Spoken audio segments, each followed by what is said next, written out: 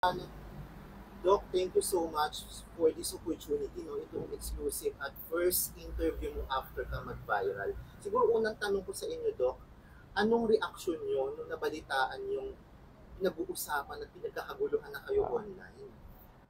Actually, nakakatuwa. Pero at the same time, syempre, nakaka-overwhelm. Kasi being a private person, nakaka-overwhelm.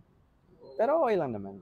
Paano nyo nabalitaan na pinag-uusapan na kayo after that episode ng Pilipinas Got Talent? Personal ba? Sinabi sa inyo ng mga kamag-anak, Ah, kaibigan? Nasa duty kasi ako noon. Then my friend started tagging me dun nga sa video ni Catherine in PGT, which became viral. Kaya, ayun, dun ko nalaman.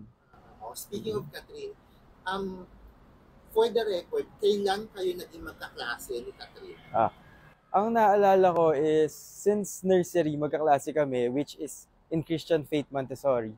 Then, lumipat siya and lumipat din ako dun sa Flower Lane. So, simula nun, hindi ko lang maalala kung hanggang grade 2 or grade 1 kami magkaklase. Okay. Anong reaction mo dun sa episode ng Pilipinas Got Talent na sinabi nga niya na may mistisyo siyang classmate na crush at ang pangalan Mm. ay Kenneth. Tapos kilig na kilig siya pero ayaw niya ipakita. Noong una, I was unsure. Kasi, syempre, Kenneth. Hindi lang naman siguro ako yung Kenneth nun sa buong Flower Lane. Pero nung nirecall ko, parang, baka nga ako. Pero syempre, hindi ko naman sinasabing ako. Malaki lang chance na baka ako. Oo, na ikaw.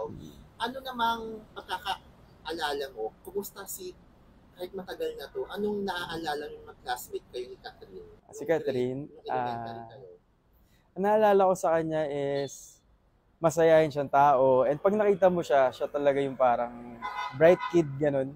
Tapos, syempre maganda kahit bata pa lang. Nung, nung mga panahon ba na yon, sabi nga niya crush ka niya. Ikaw ba may crush ka rin sa section niyo, no? O crush mo rin siya?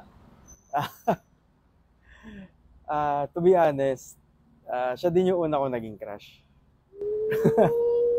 Parehas mo, first crush yung isa't isa. Anong nakita mo qualities ni Catherine? Bakit mo siya naging crush noon? Maganda. Una, maganda. And pangalawa is, sobrang bright niya talaga. As in, pag nakita mo siya, yung parang matutuwa ka talaga. Ito na, Doc, anong gusto namin malaman? Ngayong hinalungkat na ng mga netizen at fans yung pictures ninyo, may pagsiship na nangyayari. Anong reaction mo na pinagsiship kayo? Sinasabi, naku Doc, chance mo na to. Ligawan mo na ako, makipag-connect ka na kay Catherine. Ah, First, syempre nakakatuwa. Kasi, ikaw ba naman maging crush ng isang Catherine Bernardo, di ba? Tapos, okay naman na parang na-overwhelm lang talaga ako noong una. Pero so far, all good naman.